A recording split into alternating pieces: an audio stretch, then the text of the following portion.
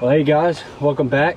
I want to introduce y'all to my friend Jamie Pavo. We call him Pops, so from now on you hear him referred to as Pops. We're out here at Herons Glen today. It's a course for us. We call it a staple. We come out here fairly often, so we know this course very well. And I just wanted to get your opinion, Pops, on what you think about this course. I love Herons Glen. We played it pretty much all last summer on the PGA Pass. It's probably the best value for the money.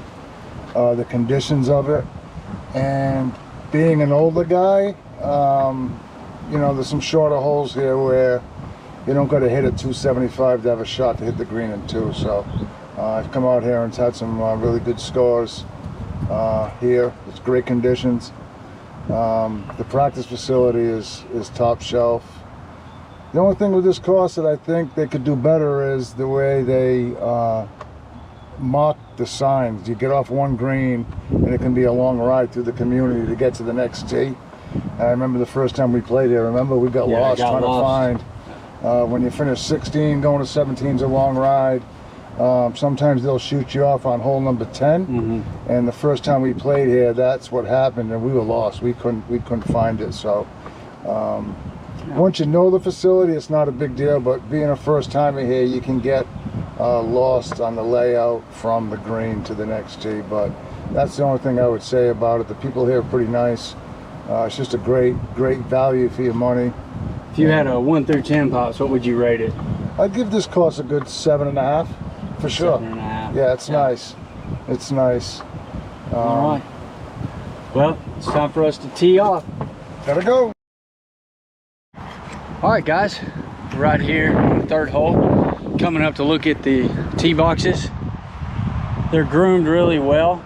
You can tell they shift the tees around a lot to keep the grass groomed well. This will be the rough, just a little bit thicker. And then over here, you have this a lot on this course, like crushed shell rock,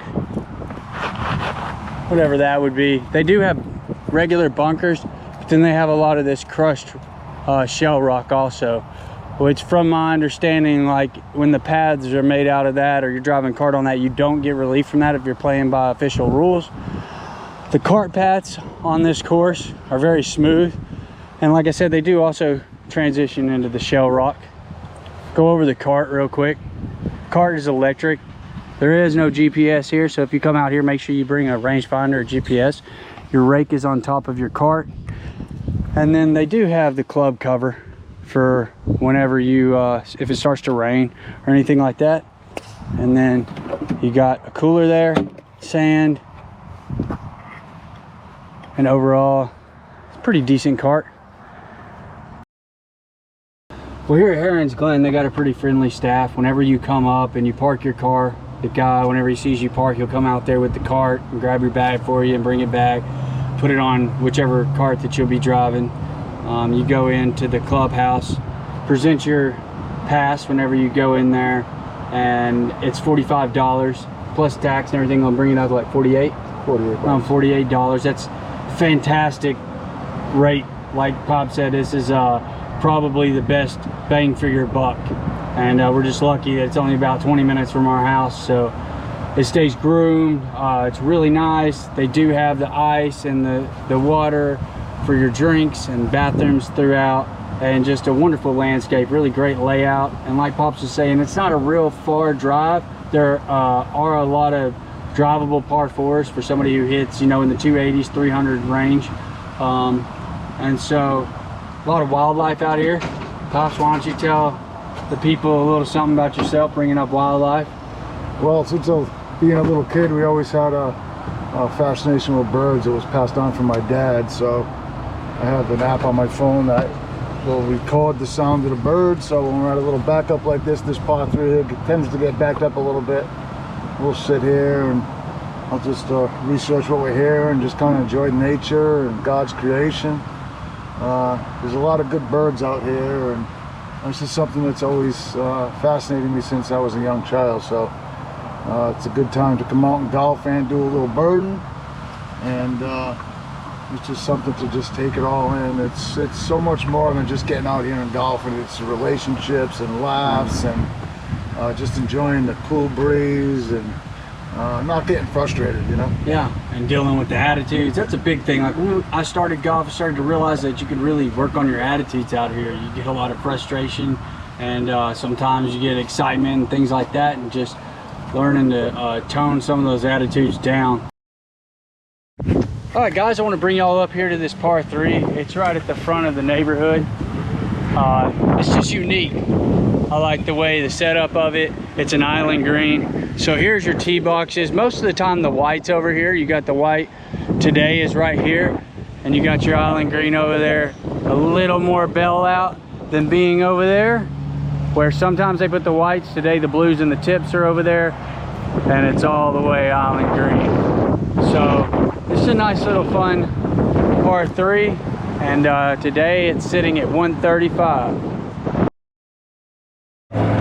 All right, another plus for this golf course.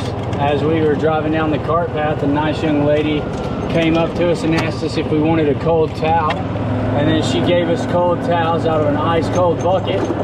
So on a day like today, when it's in the 90s out here in South Florida, it's definitely a plus to have that cool you down. And once again, just make sure you stay hydrated whenever you're out here. You like that towel, Pop? Oh, I love it. Oh, all right, I'm going to show you all the fairway. Fairways are clean, and this was would be considered the rough. Not really much of a rough if you're used to hitting off some crabgrass, but beautifully groomed. Some beautiful bunkers. This one's the size of a public pool. Thing's huge. And there's Pops, beautifully sitting right in the middle of the fairway.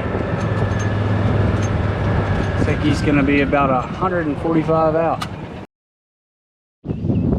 All right, so let's go take a look at the bunkers. Bunkers are, like we were talking about before, a little darker, like in between. Little coarse, still fluffy, groomed really well. So get a nice soft, but also coarse sand.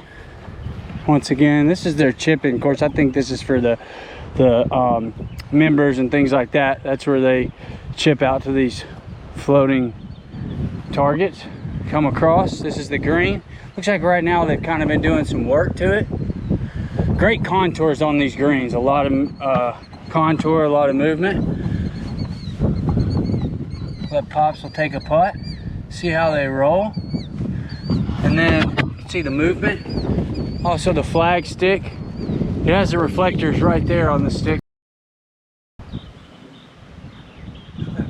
That thing's big, dude.